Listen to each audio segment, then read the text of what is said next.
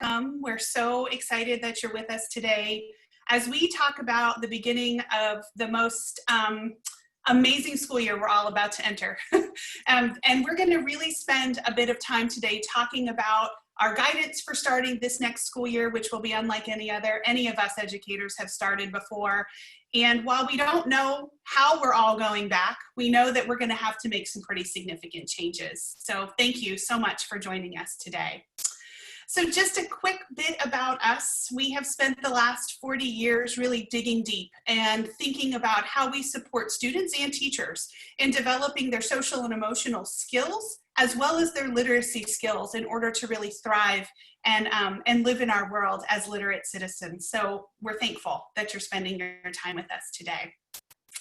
So as we get started, as I said, it is a school year unlike any other. And we're going to spend some time today really thinking about our guidance, what we've thought about, our why for beginning the 2021 school year. And we're going to talk about it in a couple of formats, whether you're starting in person, in some sort of hybrid or some remote fashion. We're going to really talk about all of those pieces. And so what you see in that blue box is just our agenda for our time together today. So I'm going to take just 1 second and ask you to share in the chat what you're interested in learning about during our time together today. So as Gina's saying, please make sure that it says all panelists and attendees so we can all see it. And I'm starting to see things pop in. How to assess virtually. Thank you, Leslie. We're definitely going to be talking about that today. Our resources, time, engagement, SIPs. How do we do this?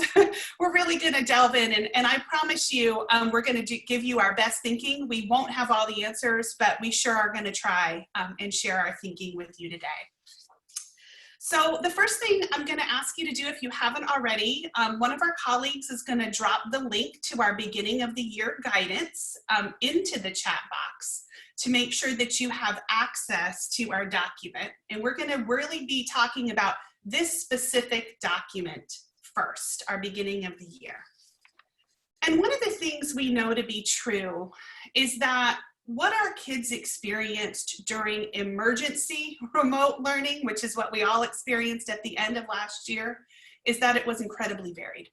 We know that some of our students received a packet and very little engagement with any of their peers or their teachers for lots of reasons. We know that others had live video format and things maintained in some semblance of normalcy. And while we know that all of that occurred, we also know that because of that, our response next year is going to need to be very different. In fact, that's the one thing we might know for sure about next year, is that the way in which we engage with our students next year is going to need to be different. So as we made this guidance document, we took into account some assumptions. And as we thought about these assumptions that we were moving from, this is what guided us in our decision making. And first and foremost, our first assumption is that the students and the teachers and the families will need a reconnection to schooling. And that's going to be essential. In fact, that is our foremost thought as we go through the 2021 school year, is that reconnection is incredibly essential. We know that our learning that happened at the end of last year was fragmented. We know for many students that the mastery of foundational skills that we all value was not achieved for them. And we know that for many students, they lacked a high volume of reading and writing just by virtue of being in a different environment and with all of the emergency aspects of this pandemic that many of our families were dealing with. In addition to that, we know that some of our students have had increased trauma. And that comes in many forms. And that's a real important thing for us to consider as we move forward. And because of that, and all of these reasons, we know that students next year may have some increased academic needs that would cause them to feel more frustration than normal. So we've been thinking a lot about students who typically have a pretty easy time at school. Next year may be different for them, just in that what happened at the end of last year was very different. So these are just some of our assumptions as we worked through that. And so I want us to direct us to the chat again. Which of these assumptions do you assume will be true for your particular community? And in addition to that, what assumptions have we maybe not considered that you're really thinking about as you think about the next school year? So I'll give some folks a chance to pop that in the chat.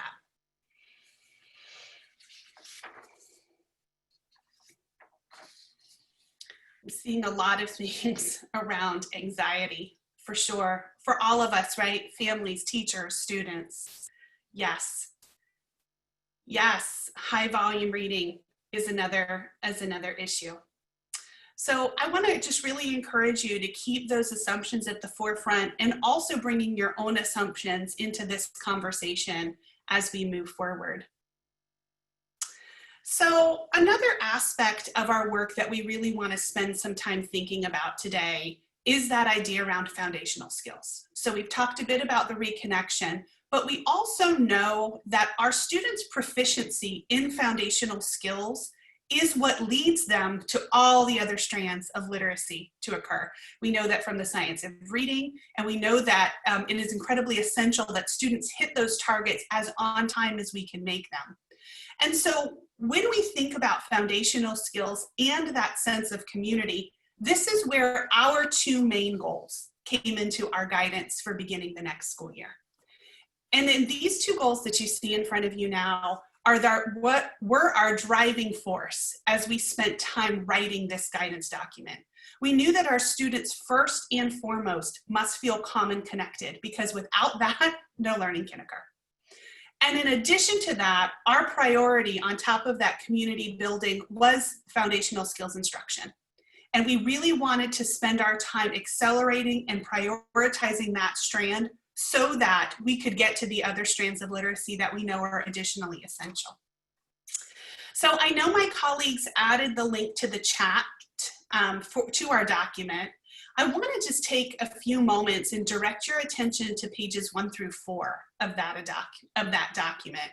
And I'd love for you to, again, populate in the chat, what were some of your noticings or wonderings about the introduction for the guidance for 2021?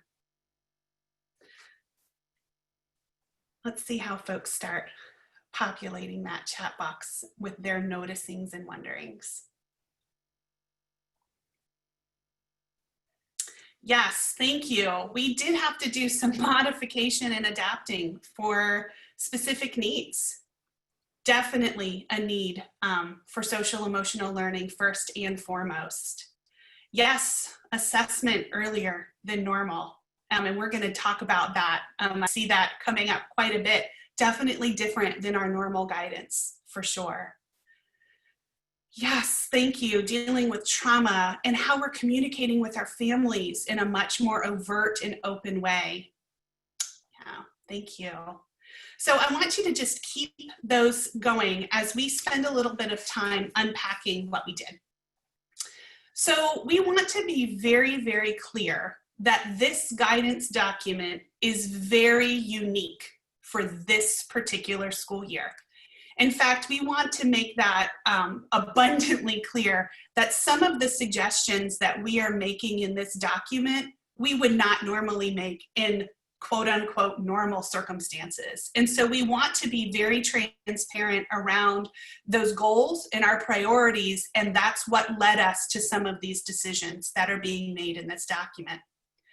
One of the things that we wanted to be very clear about is that while we know our students' learning may have been fragmented, we do know that our students learned.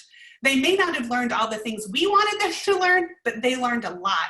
And for that reason, we really wanted to be very clear about gathering that information about your kids.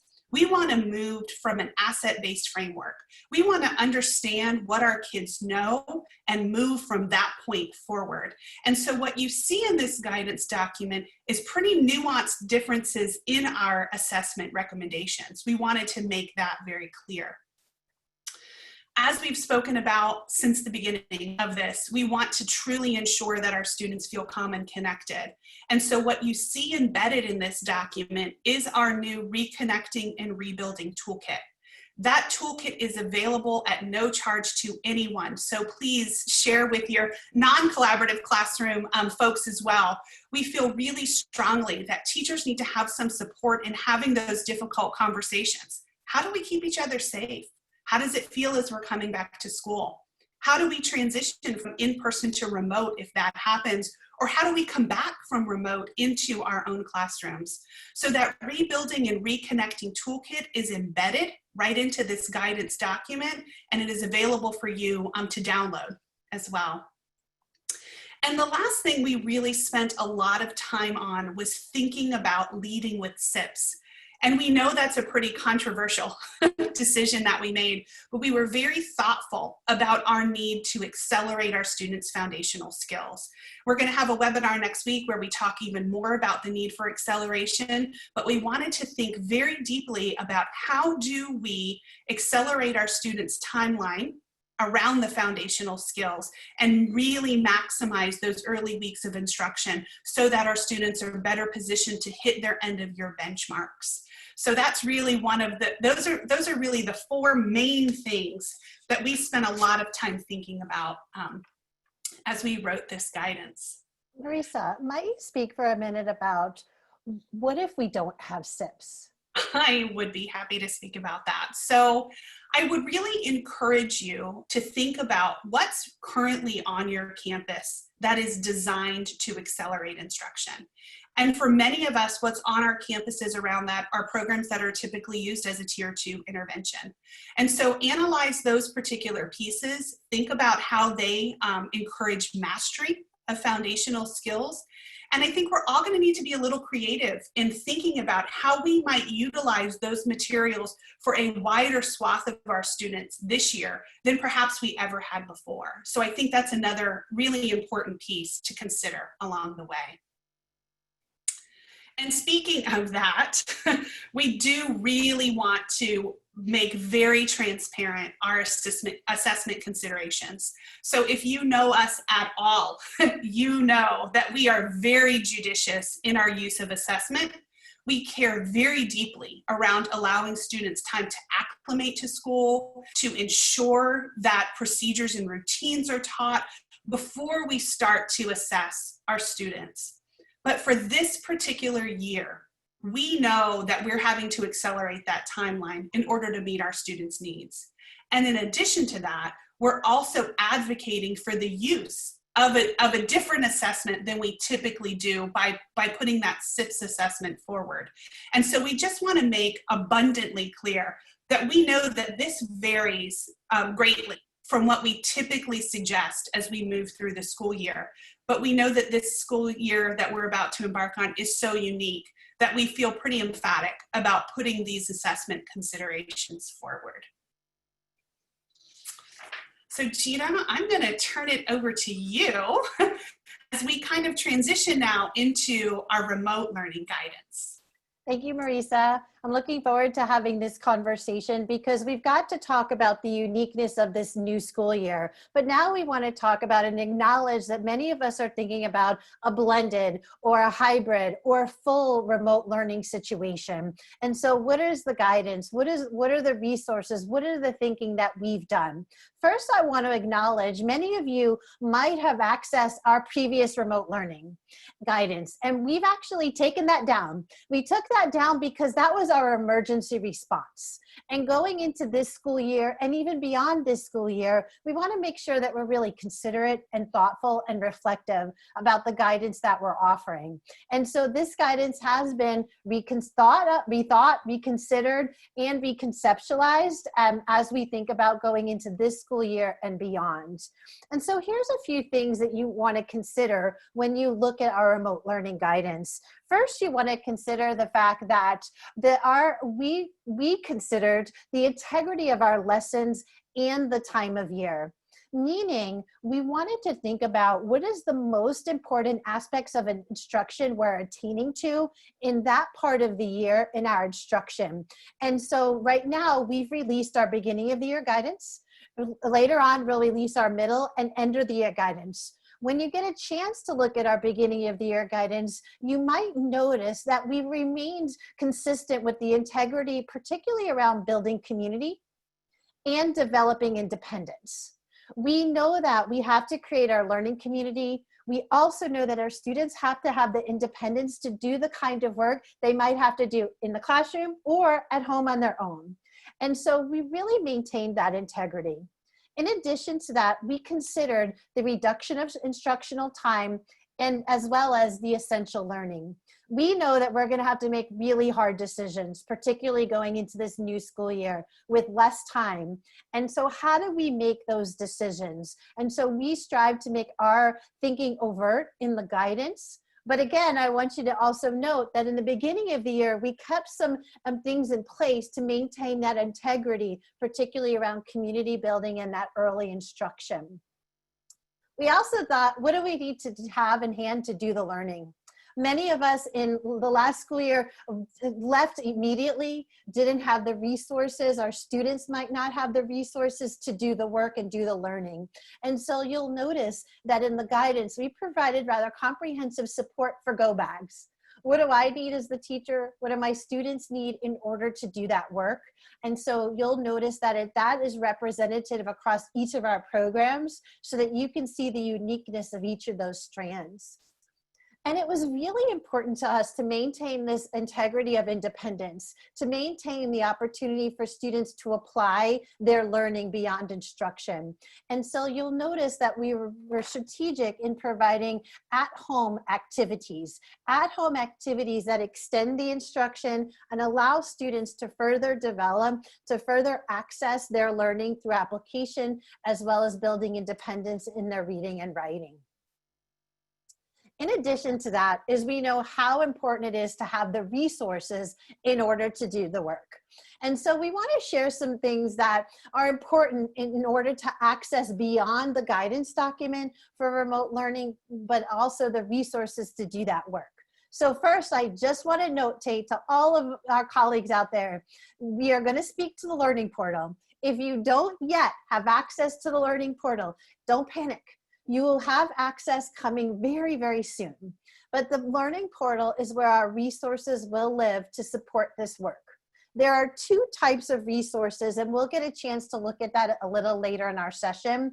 One is the typical resources that come with our programs.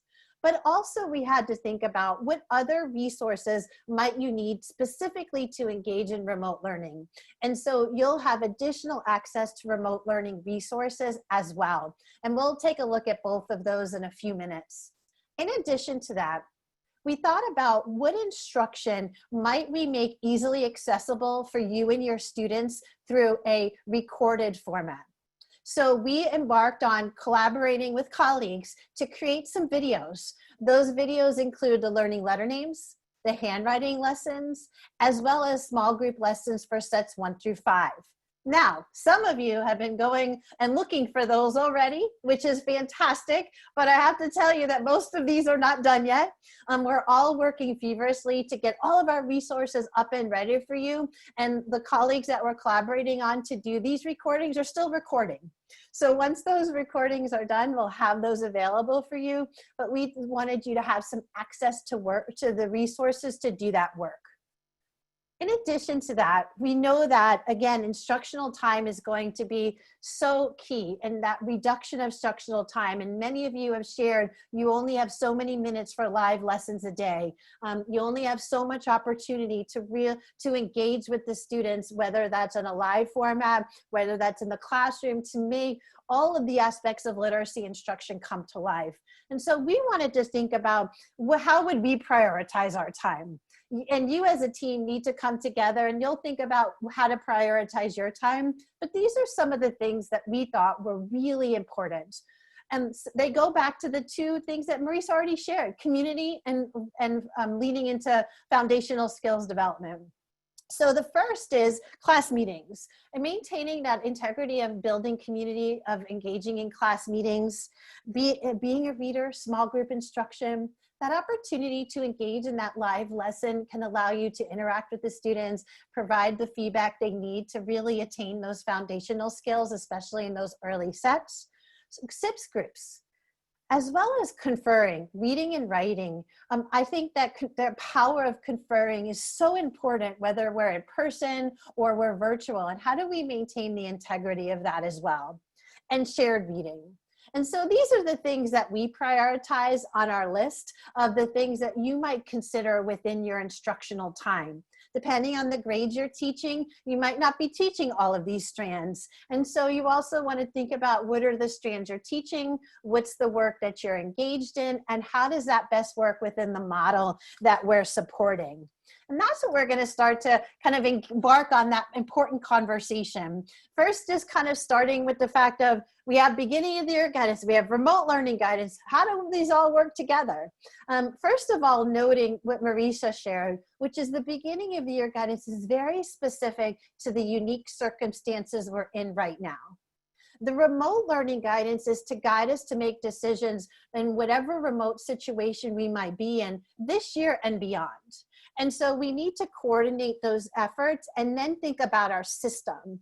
And so we're really proud today, or happy today, to have our colleagues Jen and Liz here, who are thinking about this for their own work in the districts as well. And so Jen and Liz are going to share some of their thinking and how they've thought about using these resources, making decisions, and even what's been really hard. Jen, maybe you start our conversation off, and then Liz will add in and we can continue. Oh, I'd be happy to.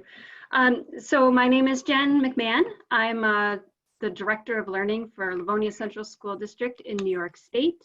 And one of the things that, well, it's what everyone's been dealing with, is we're just trying to figure out what this is going to look like. And so we do know that we are going to try to come back in person for some of our students and offer remote learning for families that are not comfortable with that. And so having this beginning of the year guidance is so, so helpful. We're so aware that so many of our students have experienced trauma, that I love that we are really focusing on that social emotional learning component first thing, really making sure that we reconnect and that we're using that time in the beginning of the year to establish relationships and establish routines, because I think our reality is, even if we are back in person, we have to be ready at a moment's notice to move to remote learning. And so having this beginning of the year guidance is going to help us think about the foundational skills that we really need to focus on. I love that this guidance is right here for us. There's so many things that we're trying to consider right now. And this is just such a relief for me to know that I know what assessments we're going to do. I know what we're going to start with. I know what we're going to focus on. And then I also have this remote learning guidance. So as far as how they kind of dovetail, we know we're going to have students that are going to start the year with remote learning. And as you've pointed out, this is no longer emergency remote learning. We really need to bring our A game to this, because this is what students are choosing, or families are choosing. So again, to have this amazing guidance that is really best practices is really, really helpful for us. We know that for some students will be fully remote, and then the rest of us, we need to be ready to go. So having both of these pieces is something that I'm just really grateful for. So thank you for doing that. I'm also so appreciative of the beginning of the year guidance, especially knowing that we really are going to be able to provide our students with that support in terms of social emotional learning that they are so going to need. So in the district I work in, it's the Newark School District outside of Rochester in upstate New York. We're planning to implement Caring School Community, whether it's remotely or in person. We're still in the process of figuring all of that out. But we know that we need to provide our students with that social emotional learning. So using that Caring School Community will really provide our teachers with lessons that are outlined using a format that they're used to. And it's really going to give them the tools that they need to support their students in a variety of different areas. And also we found that the most success that we had during that time of distance learning was with the families that we had strong relationships with. So that's going to be essential, and that's also included in that beginning of the year guidance and in the remote guidance in terms of support for families and really working to foster those relationships, because we know that that's going to be so critical moving forward as well. And thinking a little bit more specifically about instruction, the slide that Gina shared where we're thinking about how we're prioritizing that time that we have live with students. In my district, we're working to think about that as well. So what will students be able to access offline, and what do we want our students to be able to access live? So like in thinking about the different areas of collaborative literacy, where do we actually want them in front of us, right? So whether that's in person or online, so just thinking about, maybe independent reading, could they read some of the book on their own and then confer when you have them in a virtual conference or in the building? What other independent pieces can they complete? Thinking about that flipped classroom model, is there content that they can access offline, and then do that work using the prioritized pieces in the beginning of the year guidance with you, either in person or virtually live. We're thinking a lot about those foundational skills, and they really are a priority for us. My building is pre-K through second grade. So those foundational skills are really essential for our students to be successful as they move on. And like Marisa said, we know our students learned when they were not with us. It may not be what we wanted them to learn or what we were teaching them, but they learned a lot. So being able to uncover where our students are at the beginning of the school year is going to be essential. And I really appreciate how the guidance for the beginning of the year really outlines getting that started and using that SIPS assessment to really determine how you're going to group students and where you're going to start students. So just having that outlined is going to be extremely helpful for everyone. We're even considering training all of our teachers in SIPS, just not necessarily knowing what these smaller pods of students are going to look like and what numbers are going to be. Once we have that data, we'll be able to, form some more groups and have some more information. But just being prepared to be flexible and intentional is where our heads are at right now. Something else that's going to be essential too is really structuring in that time. So those sample schedules that are included within that beginning of the year guidance really provide that thinking around having that block of time to be able to provide for those foundational skills instruction that's going to be so necessary as well. Thank you, Liz. I also I know that you're in a predicament right now because you don't know what your format's going to be. You're still trying to gather data so that you could use that data from parents and families to know what your format look like. But I know, Jen, you guys have made a decision. And so I'm wondering, when you made that decision, what changed for you, or what might have cleared up, or maybe what other questions came to mind? Yeah. So the decision was basically, it's in process of being made. We officially have our report due next week, but we've internally have at least made the decision to try to come back in person, but with a lot of precautions and kind of a smaller cohort group. And then also this remote learning piece. And so you would think that that would clear things up for us, but the truth is we know that we have to be ready at a moment's notice to do remote learning. So I think the main thing that this has helped is that I know where I'm going to be focusing my attention with this beginning of the year document. For really all students, we know that we need to assess and we need to know exactly where they are as far as their foundational skills. And then we know that we want to, whether they are going to be in a virtual setting or right in front of us, we're going to be focusing on that social emotional learning component. I love that we have the Reconnecting and Rebuilding Toolkit, so that it's so simple to really think about intentionally helping students kind of process through what they've been through and then kind of set a foundation for a strong year this year. And I'm noticing that you just mentioned, Jen, the Reconnecting and Rebuilding Toolkit. And Marisa, I'm noticing in the chat box that we're kind of mushing together the Reconnecting and Rebuilding Toolkit with Caring School Community. And so just to acknowledge, those are two separate things. Caring School Community is a program that we have that supports you in developing a community across your school, within your classroom, really supporting you doing that work. So that's one resource. But we have the Reconnecting and Rebuilding Toolkit that newly developed, accessible to all, a downloadable resource, whether you have our curriculum or not. And this was truly designed, given the nature of this school year. How do we help ourselves as educators have hard conversations, to have conversations we might not have ever had before? How do we build community in a situation that we've all never experienced before? And so these class meetings really allow us to have the structure to do that kind of work. And so I think kind of separating that out a bit, I think is so important. The other conversation, Marisa, I see bubbling up, which is something that I always say I've never learned more about in my whole life until I worked for Collaborative Classroom, which is copyright. And so we have learned so much about copyright of books, especially in this remote learning time, that I saw a lot of conversation around the making meaning and being a writer books. And so we are confined by copyright restrictions with those books. So we actually can't record lessons with those. We can't make those books accessible.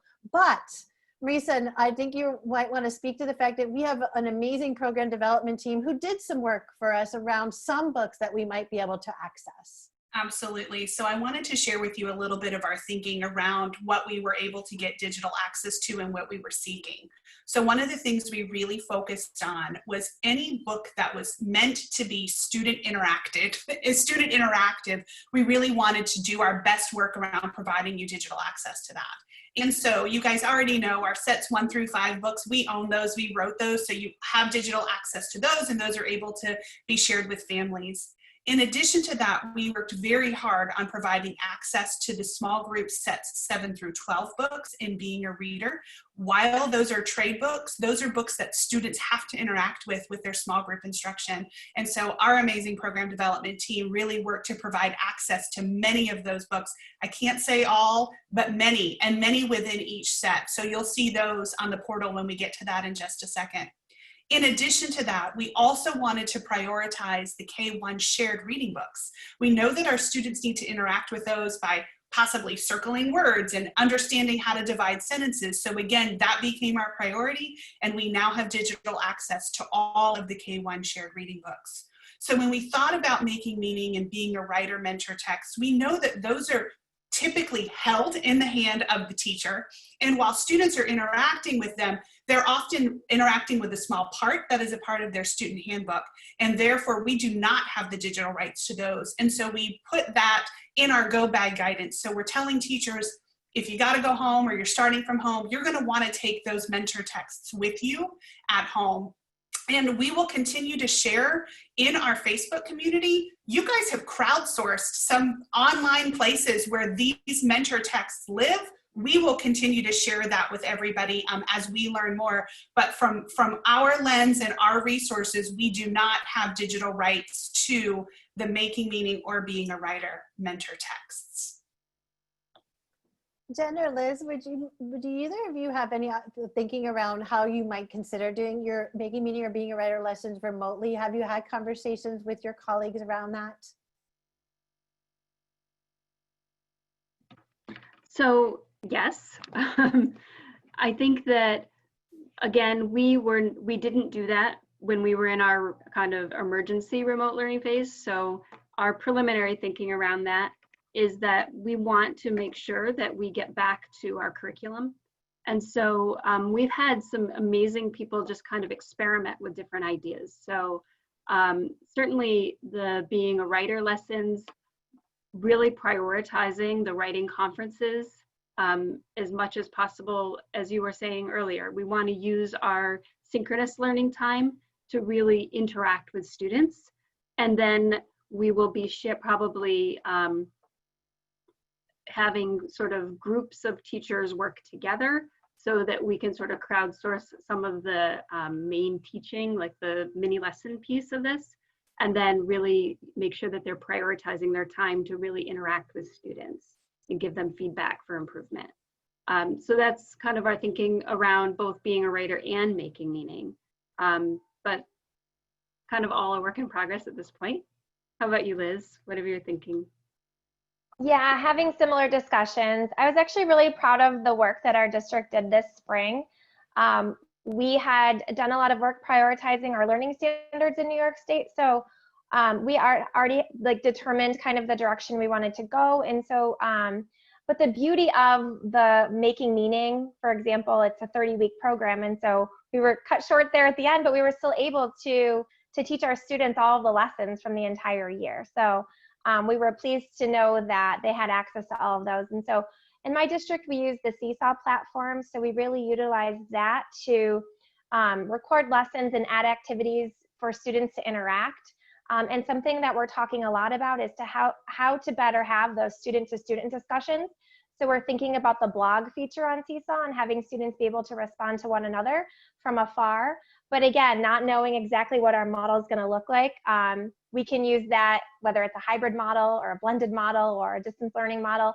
But even if we're in person, we want to get that model up and running so that we're prepared in the event that we need to close again. So those are some of the things that we've been thinking about. Liz, I just want to piggyback on something you just said at the end, because I think it's so essential. No matter what we do, we have to think about how do we leverage the tools that we know our students may need if they go remotely, even if we start in person, which some of us might, or start in a blended model. I think what you just said about really leveraging that time face-to-face to show kids what they will do remotely is just so essential. Marisa, I'm thinking that might be a great time to make the transition online. I think you should, because our chat box is saying, please show us the portal in a very strong voice. Well, I'm going to do a teaser because I'm not going to go to the portal right away, but I am on our website, and my colleagues will put the website address in the chat, which is collaborativeclassroom.org.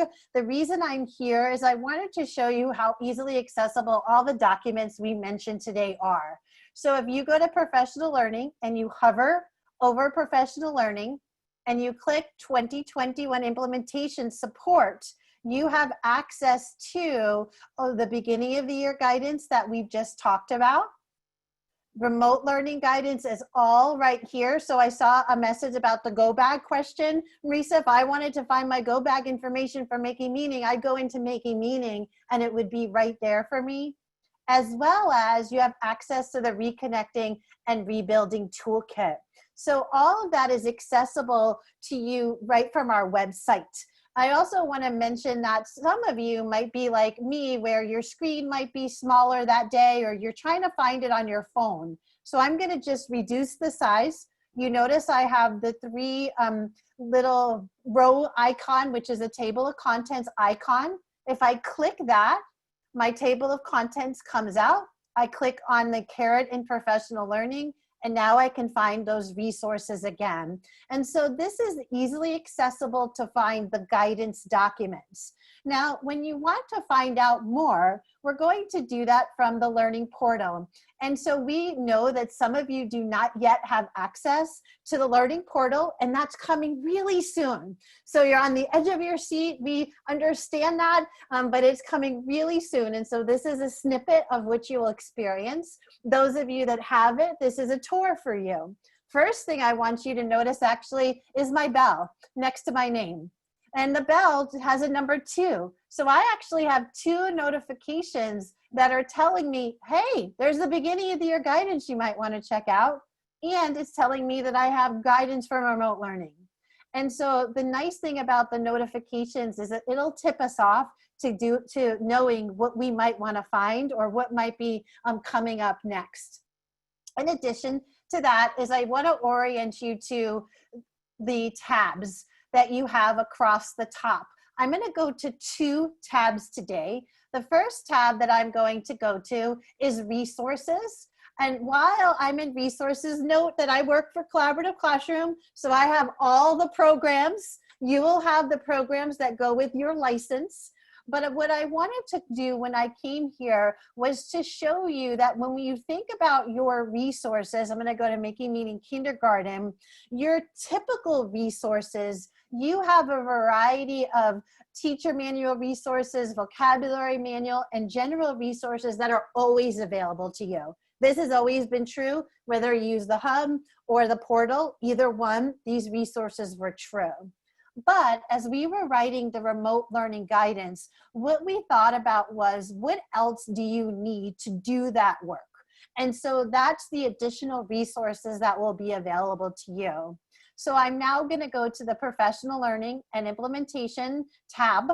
While I'm in the Professional Learning and Implementation tab, you'll notice that some of the names that we just mentioned are right here. The Reconnecting and Rebuilding Toolkit, the Beginning of the Year Guidance. But where I want to go into is the Remote Learning Guidance. So I'm going to click on the Remote Learning Guidance. And while I'm here, I notice that all of my programs are listed at the top. So if I'm looking for resources specific to a program, I would go to that program. If I'm looking for family resources, I would go to family resources.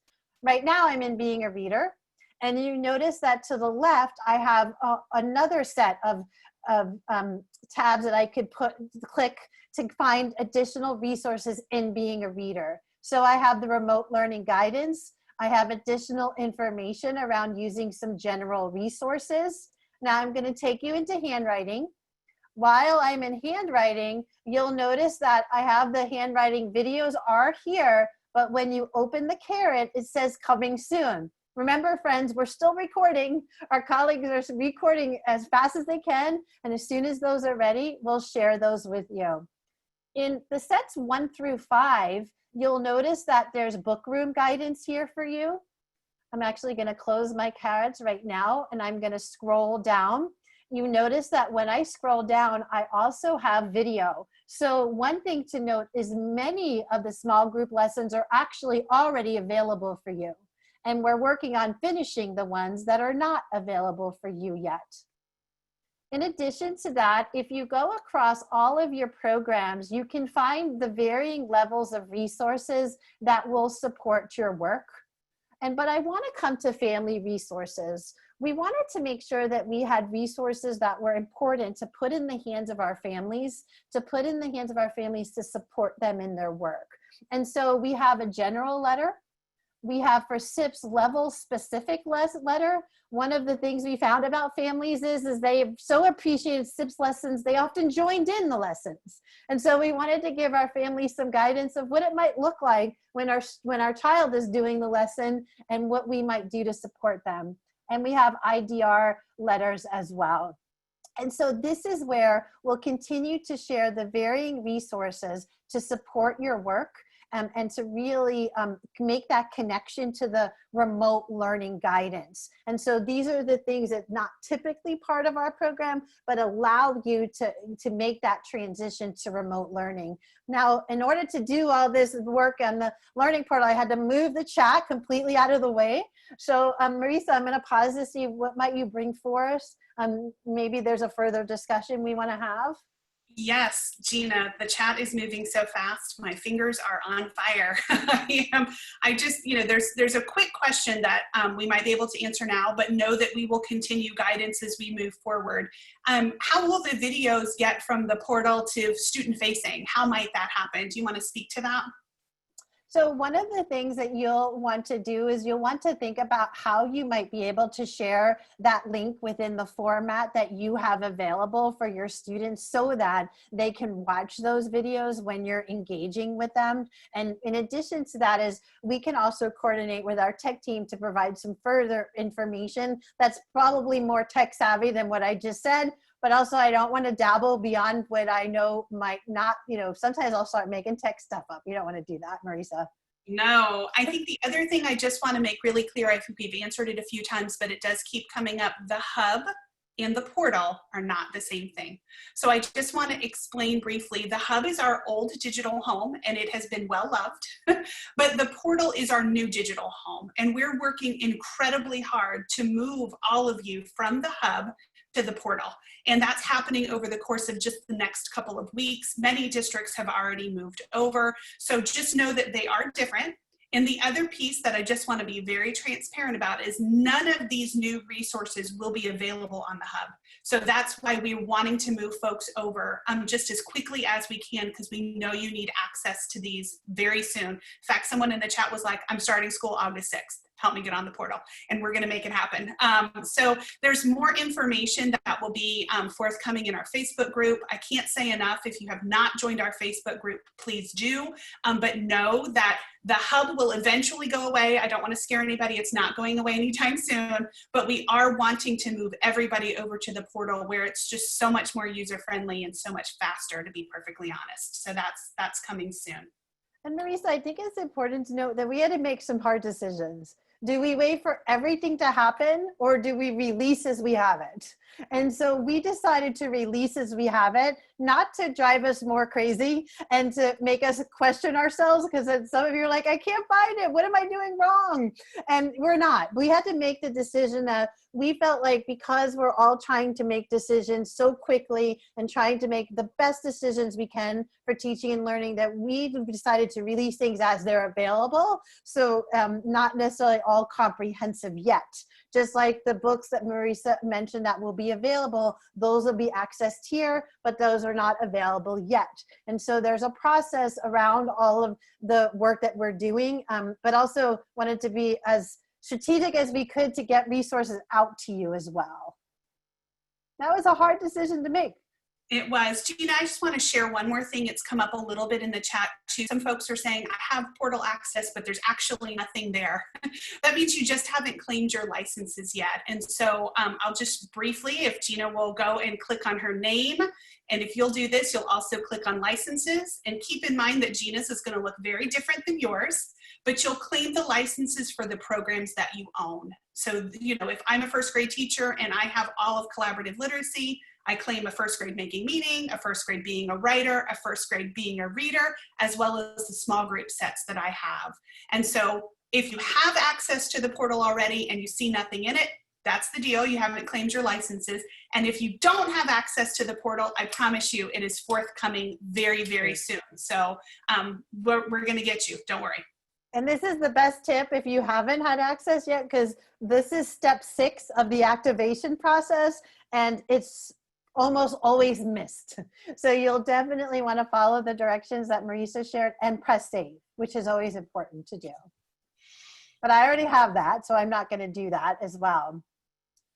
Wondering what questions might be coming up that we might want to address before we start wrapping up our session. Please, I've asked if you have questions for our district folks, please ask those in the chat. What other questions are coming up for you that we haven't already answered? So we have a couple questions again about the portal. Yes, Jessica, you're going to be able to assess your student in the portal. ClassView Pro is there. And yes, Linda, the login is a little, is different. So that's going to be an important thing to put out there. And yes, Cindy, it is coming. That means it's going to come from your district, but we're also going to be sharing information widely in an upcoming customer communication. This is an important question. I would love to hear from our district leaders. How are you going to launch day 1 for remote learning? Who has an idea? Wow. So we are probably going to launch day 1 for remote learning the way we would launch day 1 for any kind of learning. We're going to build community. We're going to spend the time really connecting with our students, making sure that we understand what they've been experiencing, and just really loving them up because we haven't seen them. So even in a virtual setting, we're going to do exactly what we do when our students walk in the classroom door. And I'll just echo what Jen shared, just continuing to build those relationships and get to know our new students and our new families, and have the students interact with each other, whether it's, you know, through a virtual platform or in person, because that's really going to be essential moving forward. Thank you both. And Gina, there's a question about how do we assess students if we're starting remotely? Love for you to chat about what we have. Yes, so one of the things that we've been doing is really trying that out. And so we've had some of our colleagues try that out, particularly with the SIBS placement assessment, but it can be the same for other assessments as well, using Zoom.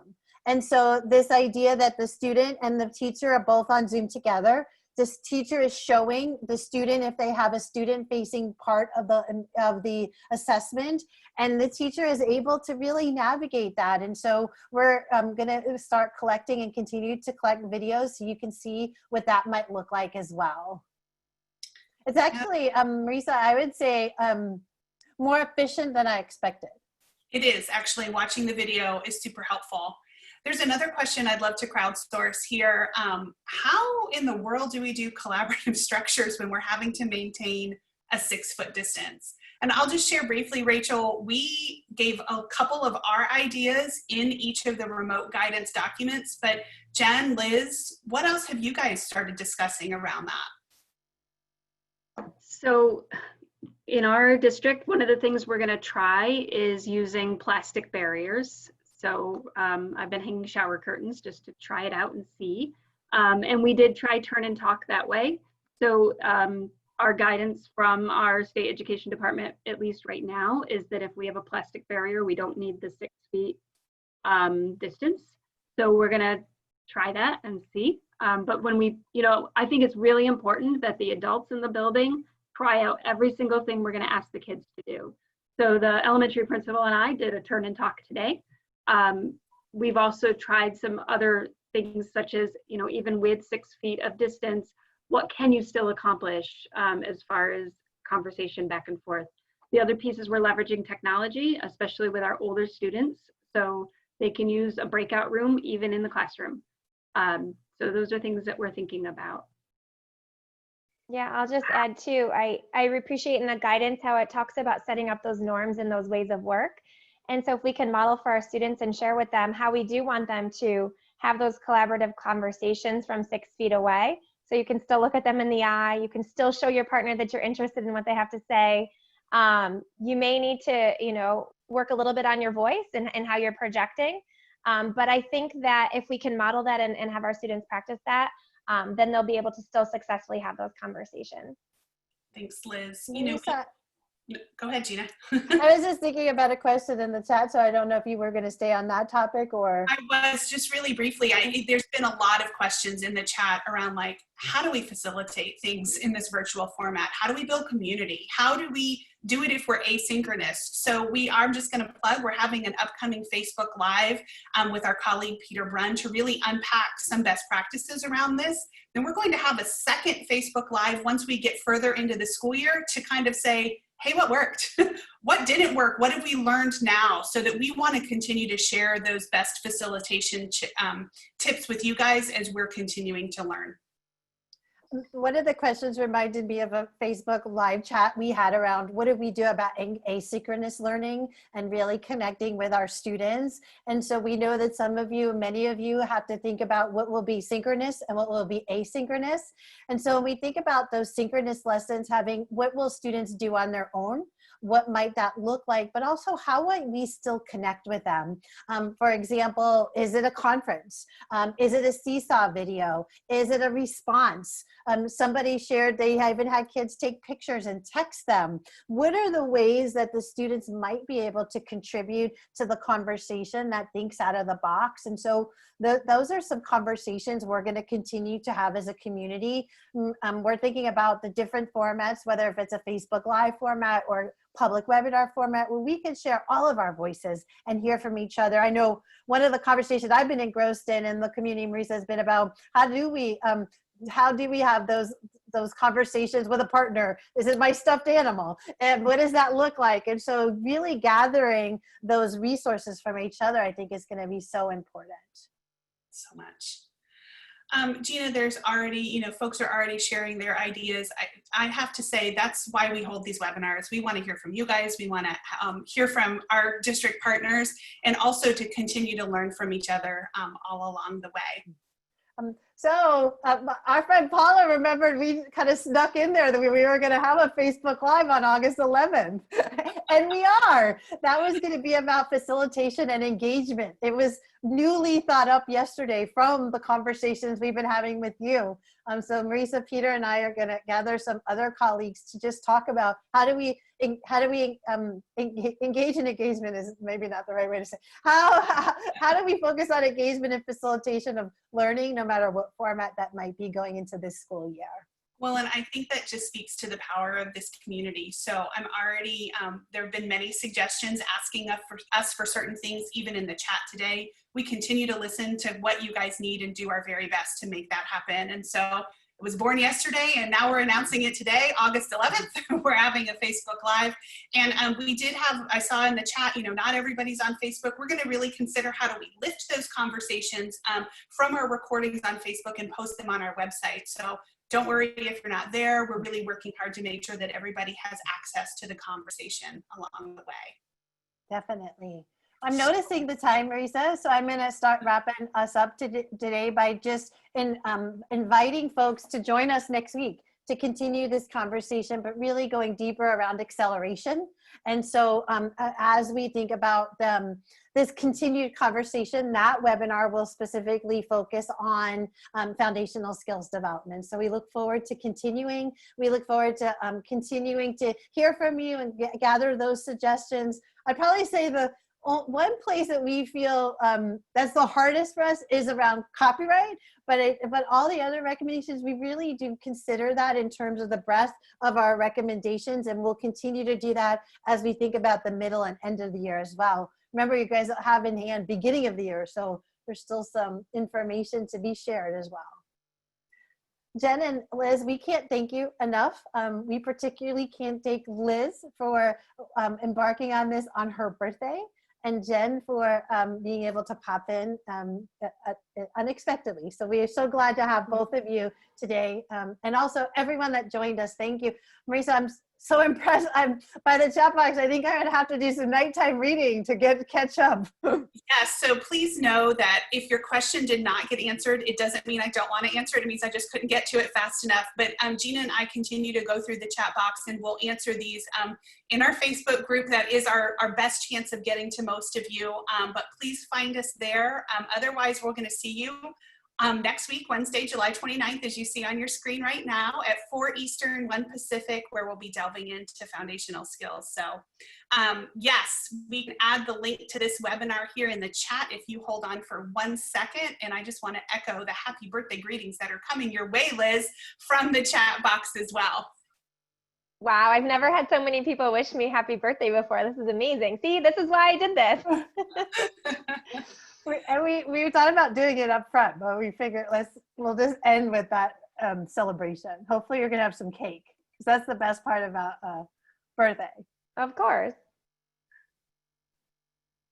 All right. So that's my sorry I didn't pull that link. Yep, I was trying to grab it quickly, and I'm finding the one for today, not as fast as I can find the one for tomorrow. Oh, thank you, Jen Crazen. She just added the link to next week's webinar in the chat, so that's there for you guys. Thank you, Jen. Yes, and thanks everybody for joining us today. We really appreciate your support and your help and your guidance and your thoughtfulness. Not our 1 hour webinars, Alicia. So our webinars, we don't provide a certificate for participation because they're informational. Yep, and we'll add the link to the Facebook group. I am doing it right this moment, so that's there for you guys as well. I don't think we told them that they also get a follow-up email too. We'll share more links. Yes, follow-up email is coming with the recording of this entire webinar. So it's coming your way with some additional pieces. So thank you guys again. Thank you. Okay, take care, everyone.